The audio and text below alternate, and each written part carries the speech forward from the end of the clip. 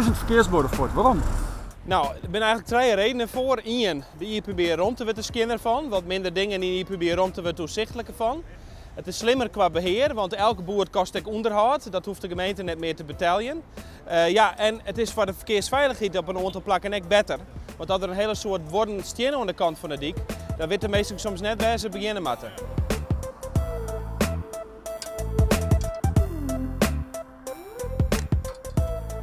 Nou, dit bord is overbodig. Het bord vertelt dat het een gesloten verklaring is voor fietsers en bromfietsers.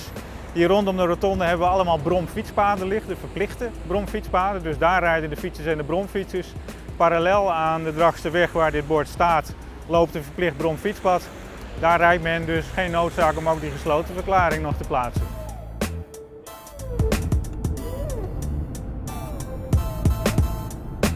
Dit bord is een informatiebord. Het bord vertelt de weggebruiker hoe de rijstrookindeling is.